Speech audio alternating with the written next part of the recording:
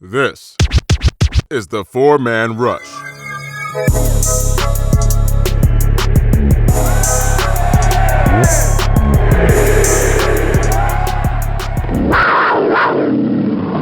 Hello, Panther fans, and welcome to another podcast of the Four-Man Rush. I'm your host, Timmy VO, here with Kevin and Willie Wills back in the building, ladies and gentlemen. What's the good? What's the good? I tell you what's good. We got that W. That's what's good. How you like that? Yeah.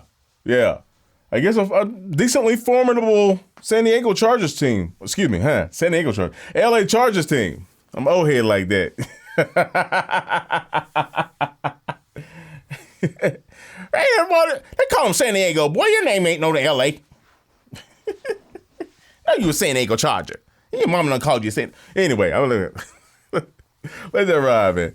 All right, so ladies and gentlemen, we're here to talk more about the W that we got on Sunday. We'll get into the nuts and bolts of everything. We saw some really good stuff out of the young players and some bad stuff out of the veterans. Go figure. And of course, we'll give you a heads up and a highlight of the Cardinals game coming up in good old Bank of America Stadium on Sunday. So, welcome to the Four-Man Rush podcast. And hold on to your hats, folks. The Four-Man Rush is on the scene. Kevin, we'll start with you, man.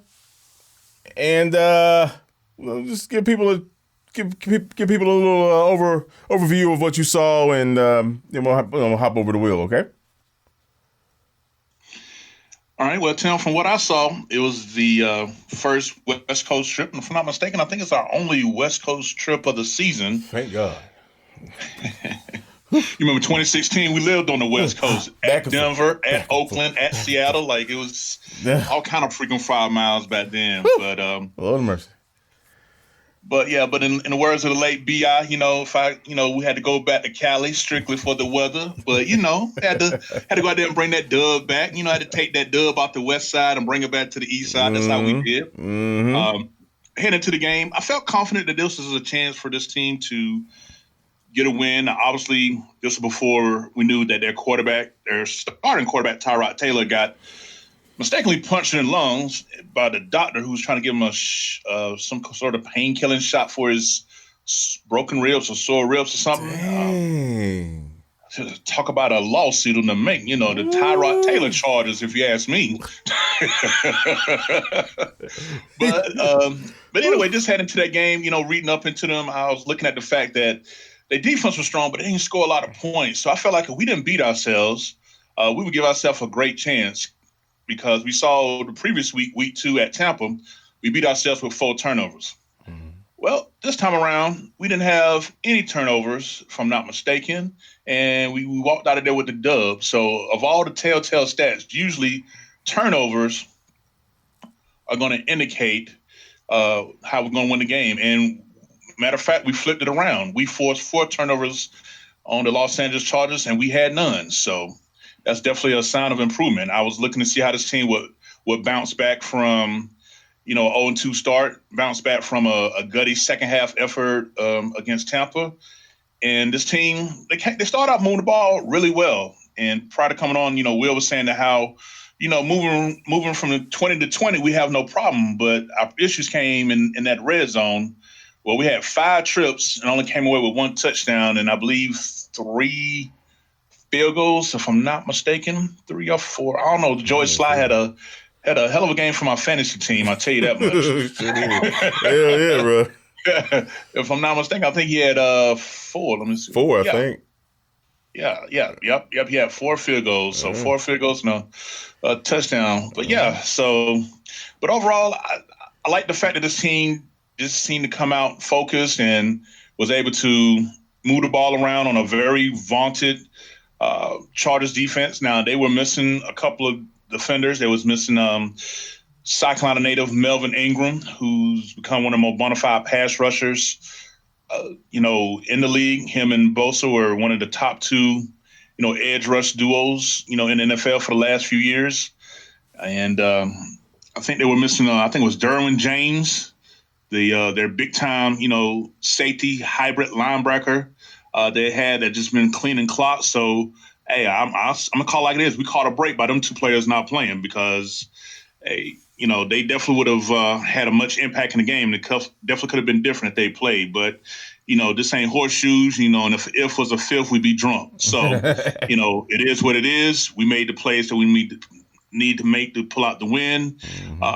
Was encouraged to see the team just, fight and gut it out because the Chargers did try to make a late attempt to try to win the game.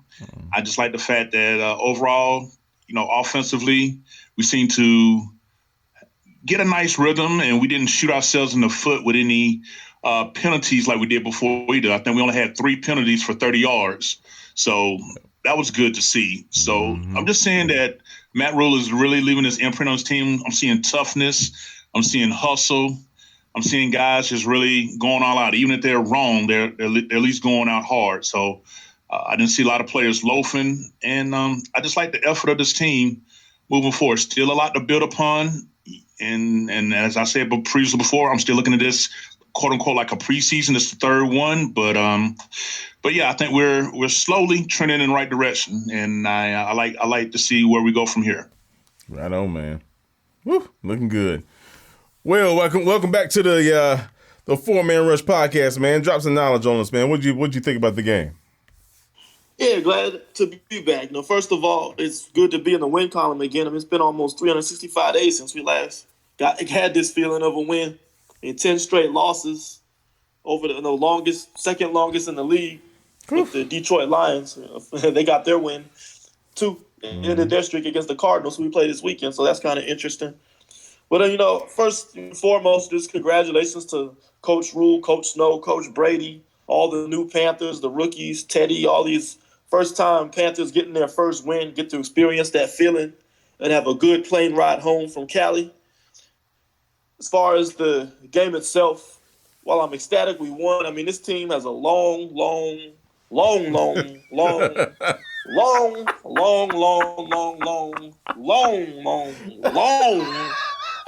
way to go before they get to the point where they're going to be the team we want to be. Right now, it's at the point you watch the film, you just smile and laugh at them because they're so young and playing with energy. They don't know what they're doing. It's just fun to watch, though. Like, perfect example, the young kid, the rookie Bravion Roy, at nose tackle, just gets blown off the ball. A-gap to Z-gap, out of the picture. And then, as a result of that, you're missing your nose tackle. He's on the sideline. Mm-hmm. Guard gets on Shaq Thompson. Running back runs through a huge hole, 15, 20-yard gain. But Shaq Thompson, he's hustling, playing full speed, not giving up to the whistle, not giving up on the play. Chases him down from behind, punches the ball out. And we get a turnover on an abysmal run-fit play. Yeah. So that's just the kind of stuff you're seeing from these guys. They're nowhere near where we want them to be yet. Nowhere near the team we want to be right now. But they're hustling. They're playing fast. They're playing physical. And when you do that, good things happen. You force turnovers. You watch Brian Burns coming off the edge. He was phenomenal this past game. One of his best games as a pro, arguably. He was consistently beating the Chargers' tackles around the edge with speed. Once they get that in the back of their head, like, man, this guy's fast off the edge. I got to get back. Now he's going to counter inside with the spin. He was just unstoppable coming off that edge. I felt Derek Brown on the interior, best game as a pro, 3 tackles for a loss. And besides the stats, the things he doesn't do on the stat sheet, he's taking on double teams, creating one-on-one matchups, keeping Shaq Thompson clean, who also had a phenomenal game himself.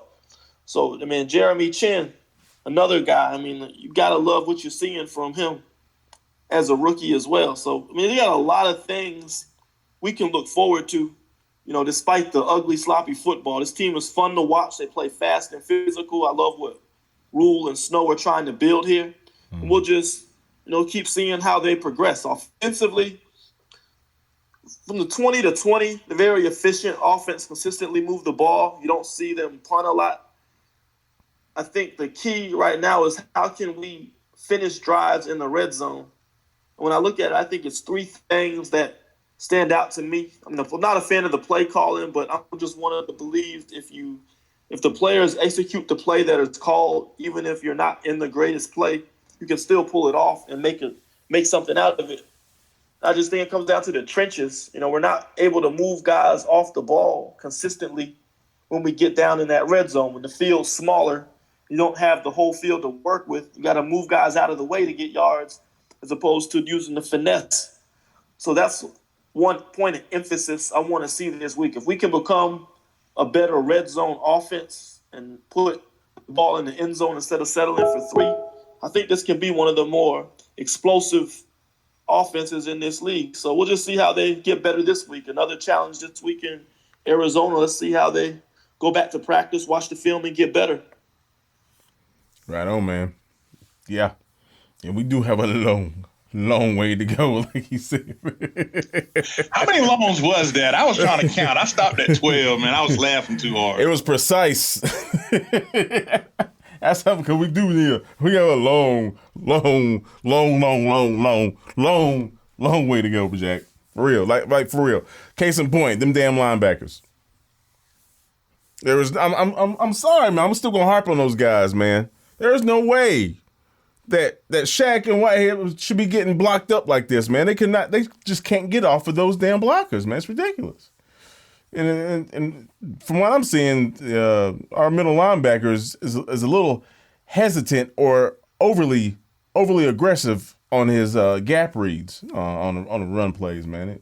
But you know, it's a new team for him. Maybe he'll settle in soon enough. But Shaq, son, bless his heart, bless him. Anyway, so let's talk about the offensive side of the ball, man. Goods and bads, Kevin. What'd you see? Well, as far as the offensive side of the ball, the goods was the fact that, again, no turnovers on that aspect. So that's definitely a plus after having, for the previous week. We kept the sack total down to 2, which is kind of like C+. It's for a talented defense, that's actually, rather good to say that. Mm-hmm. That is only go 2 sacks for 14 yards of loss. Mm-hmm. What I did like offensively was the running back by committee type deal that we were seeing with Chris McCaffrey out. I mean, let's talk about that. I mean, a lot of people are trying to piss away the win. Oh, it's the Chargers. We just won a game without our best player. Who going into that game thought we even had a chance? So I like the fact that Mike Davis got 13 carries, even though it's 46 yards, 3.5 yards per carry. But, at times, he hit them holes, he hit it hard. He was picking up good chunks. Mm-hmm. To go back off what Will was just saying, but that line blocking is what caused him not to miss getting bigger gains. Mm-hmm. And, with the film breakdown and the clips that I posted, on the Twitter, and I did one specifically about the run blocking. You seeing that, had one guy just got his head or just kept the block one line on, Davis was gone. This was easily a 100-yard rushing game. Had about 5 or 6 blocks, had been held a little bit longer, or actually got a head on the right side. Yep. Kind of think that Reggie Bonifant, his 2 carries, he made the most of it. Mm-hmm. Would have loved to see him get about 3 or 4 more. Mm-hmm. We even saw Curtis Samuel in the backfield. Toting the ball. He got the ball 4 times for 7 yards. His longest carry was 5. Mm-hmm. So not really the desired outcome that you thought you was going to get.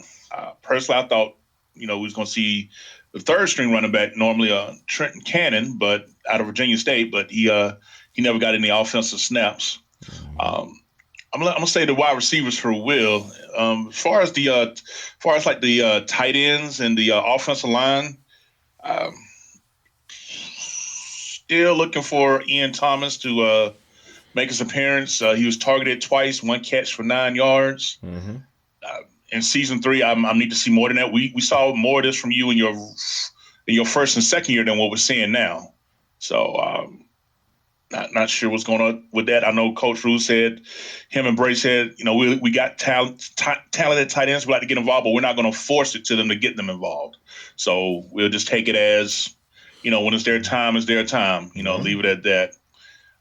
But just the fact that with our guys getting conditioned in shape, I think the offensive blocking will gradually get better. But you can clearly see that a talent upgrade is needed. But of course, for this season, we got to work with what we work with. So that's what I'm going to focus on. I waited 7 months for football season, so I'm not going to start talking about what we need in the off season. We'll have plenty of months to talk about that after the season is over with. But I like to see this line continue to make improvements. Again, I'm starting to see a little bit more consistency with the blocking. Still have some goof moments, still have some WTF moments, but overall, I think that this line is going to, as it gets its reps together and start getting some healthy bodies back, with Russell Okung at left tackle. We actually got Chris Reed back at left guard, who had a pretty solid game. Love to see the status of what's going to go on with Dennis Daly. So I think we're not even close to seeing what this offense line in 2020 could become. But watching the film today, I'm encouraged slightly. I'm not overzealous with it, but I am encouraged enough to feel like that better days are ahead for the offensive line unit, because I think everywhere else is running smoothly, outside the tackles with the skill positions. So once we get the trenches straight on the offensive side, I think that we're going to really see this offense go to another level. I agree, man. Oh, buddy, I can't wait. I want to see Armour get some more catches out of the backfield too, man. I would like to see that too, but he got great hands. Oh yeah, let me shout out my boy Armour, because when I watched the film today, he only got 7 reps, but he got about 3 or 4 people on their backside running out that I formation. That was a joy to watch. I almost want to do a clip just for him. You know how I feel about my boy Armour. You know what I'm saying? So I am liking seeing the fact that we are running more with the fullback lead block, and I like that. And those plays were getting yards, to be honest with you. Yep. So exactly. Hopefully we'll see it moving forward. But Armageddon, definitely. Yeah, feed him. Well, receivers, I guess you could talk about Teddy too, man. Teddy's lighting it up, bro.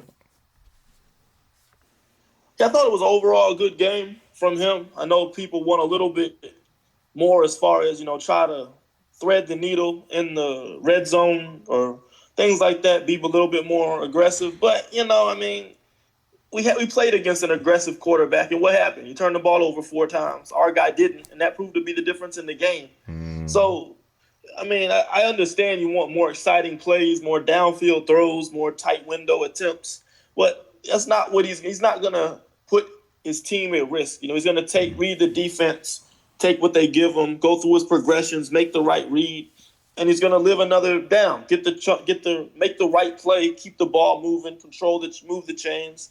We just got to be able to find a way to stick it in the end zone when we get down there. But overall, I think he had a very effective game, especially in only his 3rd start with no full offseason. Just look at how quarterbacks across the league are performing. Carson Wentz is a train wreck, for example. So, I'm pretty much pleased with what he's done so far. And I just think he'll continue to get better as the season goes on. Right now he's top 10 in passing yards. He's top 5 or 6 in completion percentage. So, we're offense. We're top. I think we're like 13th in third down efficiency. We were top 5 before coming into this game. So, we're having some success and seeing some positive signs. I just think it's going to take time to finally start clicking in the red zone to be able to finish these drives and be the offense that we want to be. I thought Mike Davis was excellent. He had 94 total yards and a touchdown. Running the ball, coming out of the back as a receiver. Big guy, he's a load, runs physical, very quick feet for a guy his size, and soft hands. Think of those power backs. You don't usually think of them as good pass catchers out of the backfield, but Mike Davis is a complete back. So I thought he was one of the bright spots of the offense. I want to see Bonifant get more touches. He had 2 back-to-back carries, 1 very good run up the middle. It seems like every time he touches the ball, it's a chunk play waiting to happen. So let's see if we can get him some more reps too, even as a receiver coming out of the backfield. Yep. We saw DJ. I thought DJ and Robbie had a good game. They're the first Panther receiver duo, I think, since Smitty and Moose to start the season with 200 yards or more apiece.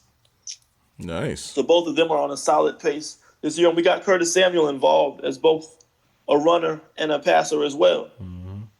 So, I think these guys got potential, but it's just going to take time to gel. And I think with this Charger defense, you got to give credit to your opponent sometimes. And I think that's something fans refuse to do. They look at what we're not doing and why we're doing things or why we're doing this and that. Mm-hmm. They don't realize the opponent's out there trying to win too.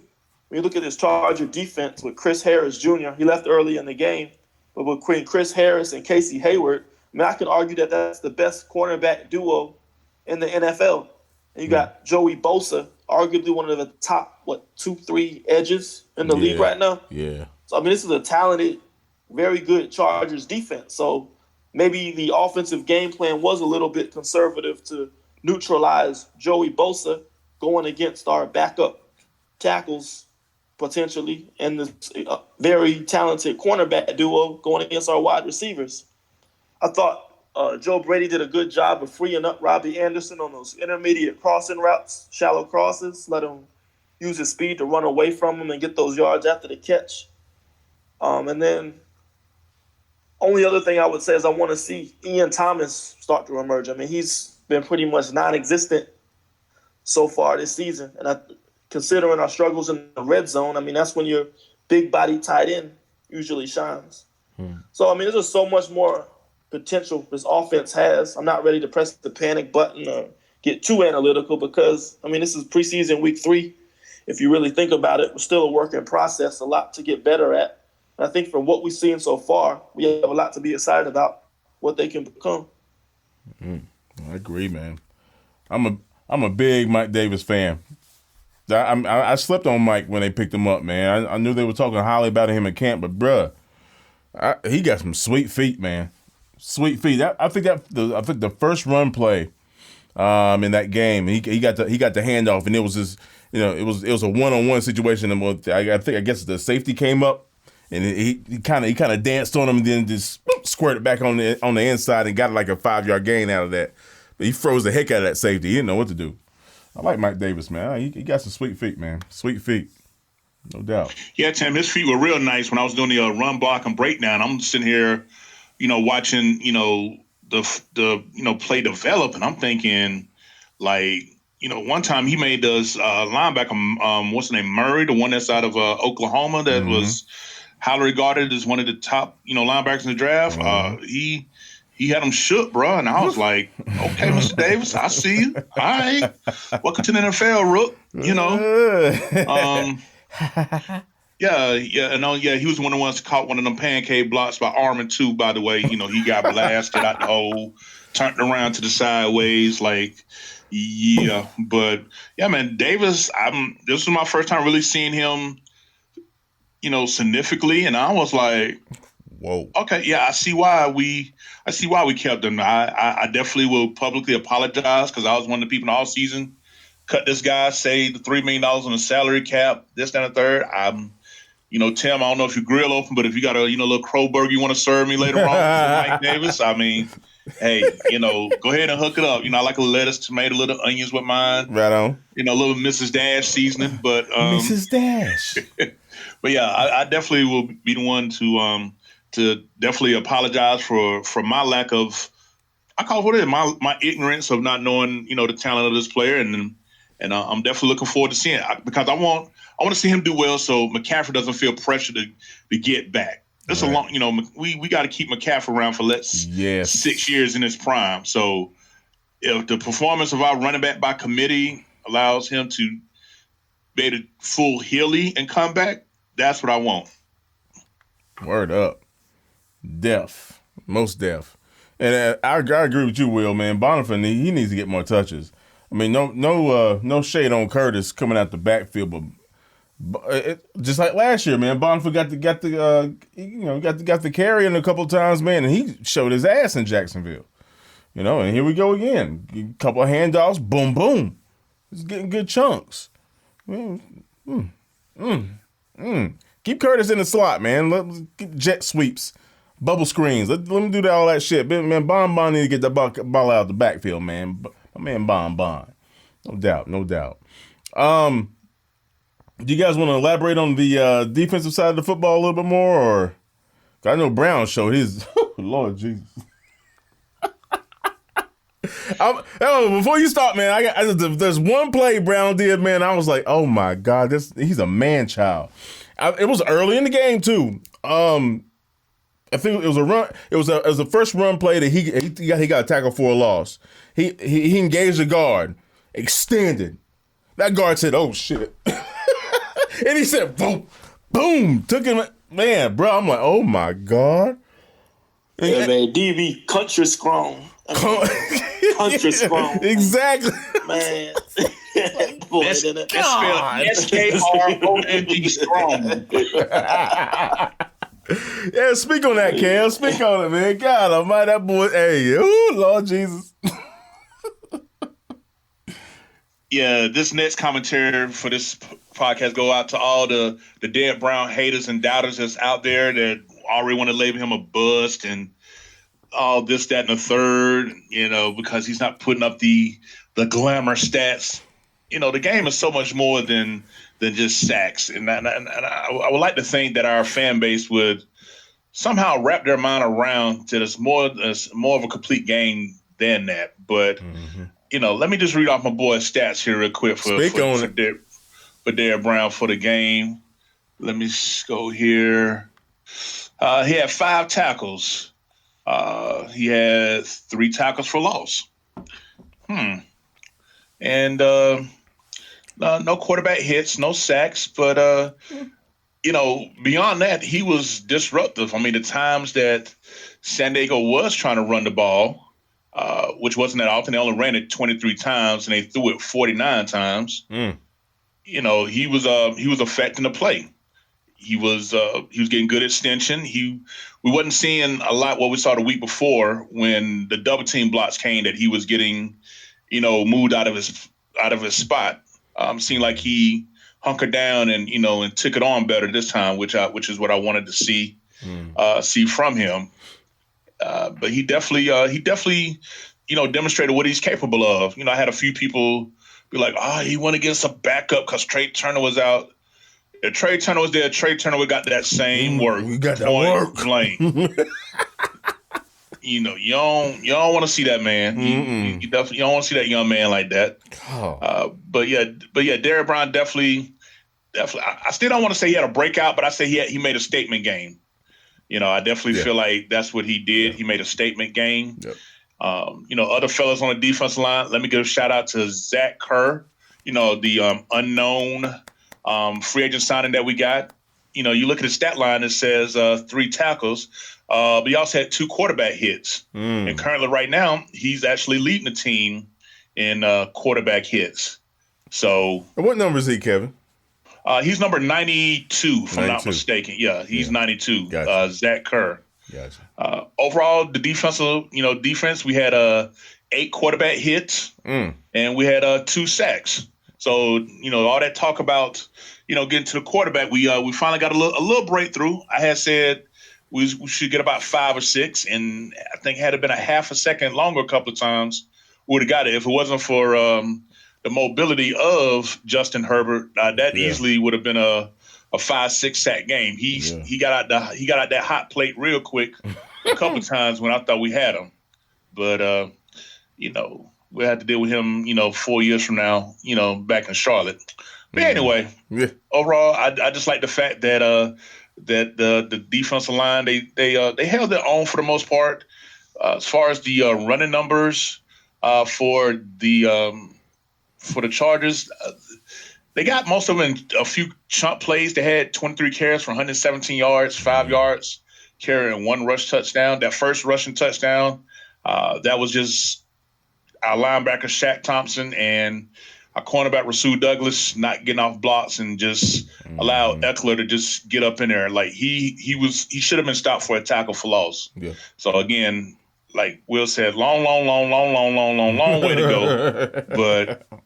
But overall defensively, from a lineman perspective, I'm encouraged. Still some work to be done, but I'm definitely encouraged. Got to get Braveron Roy to get off them. Put some cleats back on, take them roller skates off when he's playing the nose, But outside of that, I think we're gonna be all right in the trenches. Right on. Will, you want to talk about that secondary, man? I don't even want to talk about the linebackers no more. They piss me off. I thought this was one of the better performances from the back seven this year. I mean, like I said, I mean, we're not where we want to be yet, but you see progress compared to where they were against Tampa and Las Vegas. I thought Dante played pretty solid. I mean, he's going against arguably the best route runner in football, and Keenan Allen, or one of them. I mean, you got Devontae Adams and those guys up there as well.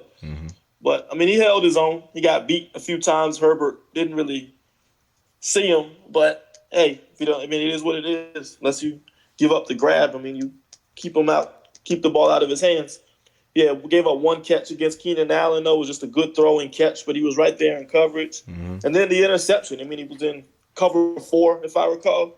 He was just sat on that number 2 receiver, rather. And Herbert threw it right to him. And we saw that 4.2 speed. Dante returned 66 yards and set up a scoring opportunity right before the half. Yep. So, I mean, that's what Dante does. He may give up a few, but he's a playmaker, and he can do things with the ball in his hands. I think Russell Douglas has been a bright spot on this defense since he acquired him, considering he had no training camp or offseason with us. He stepped into this facility taking a leadership role, and he's played extremely well through 3 games. I think he's our highest, one of our highest, I can't remember, one of our highest rated defenders by some sources. But when you just watch him on the field, I mean, he's just playing extremely well. He's a good tackler. He's physical, tone setter. So I like what he's been able to bring to the table. And I think we're going to get Eli Apple. He's eligible to come back this week. I don't know if he's ready, though. As far as the safeties go, Jeff Burris is struggling a little bit. So we'll see if he starts to get better. I mean, we watch his Browns tape. He does have better film out there than what he's showing now. So maybe it's just something about adapting to Phil Stowe's scheme and getting more comfortable out there. Trey Boston, I mean, Trey is Trey. He may miss a tackle here and there, but games on the line, balls up in the air, 50-50 ball versus Keenan Allen. Trey's up in the air with him, knocks it up, gets the pass breakup. I mean, that's what we want to see from him. He's a ball hawk, and he makes plays on the ball. And he made that game-saving PBU. You know, that helped us get that W that week. One guy who people aren't mentioning, who's under the radar, playing real well, is none other than Corn Elder. I mean, a 2-point conversion. He made the pass breakup, and he's earned that starting nickel role now. The Packers they like to run is Elder. They take Whitehead out because he's kind of a liability in coverage. He's more of a run-stuffing linebacker. But it's Corn Elder, Shaq Thompson, and Jeremy Chin when they go in that nickel set. So it's good to see him out there being in a position that he's actually more comfortable with and holding his own out there. So we just want to see the continued improvement. Oh, Troy Pride, too. I mean, he was in coverage on a red zone rep against Keenan Allen, and he was able to prevent a touchdown there as well. So, I mean, we just like to see the continued improvement from the secondary, the most scrutinized group, a lot of youth back there. It's just the key right now, just to see them get better and better and not make the same mistakes over again. I think they'll have their hands full this week, so it'll be another good challenge for them. Yeah. Speaking of which, we got to play the old Arizona Cardinals again, folks. No Kyle Allen this time, though. Yeah, go ahead, Kevin. And one quick, I hate myself because I thought about it as soon as Will started talking. Someone who made an impact from the game early and often was our own Brian Burns. I mean, he really just came up and just put on a very nice display. I know his overall numbers may not indicate it because it says 3 tackles, but he had a sack, had a tackle for loss, had a pass breakup, had a quarterback hit, but so many times he was putting that quick pressure on Justin Herbert that was causing him to make quick passes than he want to and things like that. So Brian Burns definitely was abusing the tackles for the Chargers, no matter which side he on. I think he was on the right side of the scene a little bit more than normal. I know the right tackle just, he was getting spin moved to the inside, spin moved to the outside. Brian Burns definitely had an impact. And also, let's give a shout out to Marquise Haynes, who was the one that ended our sack streak, streak without a sack. Will was the one that pointed out that NASCAR package that was out there. Oh, boy. That was able to apply pressure. I think it was I'm not mistaken, Obata, Weatherly, Haynes, and Burns. Yeah. And they was putting in that work. So but yeah, definitely I definitely forgot to mention the defensive ends. I was so caught up on my defensive tackles, But yeah, definitely want to make sure that we make mention of them as well. Still need for Stephen Weatherly and Util Gross-Matos to lead that impact. But again, it's early in the season. I think they will with continued reps.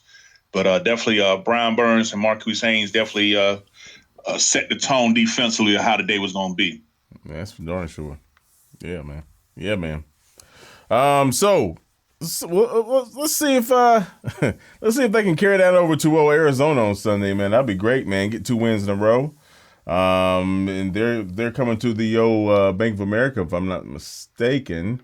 Before we get to Arizona, we got to give a shout out to J.J. Jansen. Longest tenured Panther since 2009. We took a sack that knocked us out of field goal range late in the game. We were forced to punt. So the rookie punter, too, give a shout out to him, Joseph. Yeah, hell of a punt. Able to punt them, pin them on the 1 yard line, and J.J. Jansen just made a great play to get down there, pin the ball on the 1 yard line, and force the Cardinals to go 99 yards, not the Cardinals, the Chargers, to go 99 yards to beat us. So, I mean, these are small, key plays. Huge. All play a role in helping us get that W. Huge. Special teams wins games, folks. Oh, yeah, and let's not forget Joey Sly with that rock bottom tackle that he performed. Oh, yeah. As well. Yeah, form tackling, too, man. Yeah, I mean, that was good form. I mean, Shaq, Whitehair, y'all take notes. Let him, stay at the practice with Joey Sly and let him show you how it's done, because he definitely had good tackling form. I know a few people was like, well, it doesn't look good when our kicker's making tackles. Shit. I'm like this. I can get the old school thinking, but I like the fact that Rule he's implementing toughness. If you on that field, you gonna make a play. It's football. It wasn't like this was he was stopping someone from breaking a 50-yard run. Nah, he actually went down there and got him some. Come to find out, he felt some kind of way because the returner broke his touchback streak, because so far all his kickoffs have been touchbacks. So he wanted to take it out on him, to make sure I had to pass that story home. So he's like, oh, you messing with my streak? Hold my beer. So. Come get these guns right here, Comey. Yeah. So shout out to, like I say, shout out to the Bomb Squad 2.0. Long snapper J.J. Jansen, kicker Joey Sly, and punter Charlton. I can't think of his first name, but yeah. Right on, man. Shoot. All phases, folks. That's what it takes to win football games. All phases. No doubt. I'm just taking time to really let it breathe. So baby, just chill. She love it. We out in public and we can just chill with my partners, and we can go back to my crib and just chill under covers and do we call me and you lovers. The Foreman Rush is brought to you by the love and respect of and for the Carolina Panthers and Carolina Panther fans everywhere. Keep pounding. The Four-Man Rush is a non-affiliate of the Carolina Panther organization. All thoughts, assessments, and content of this podcast is directly related to the Four-Man Rush exclusively. Thank you.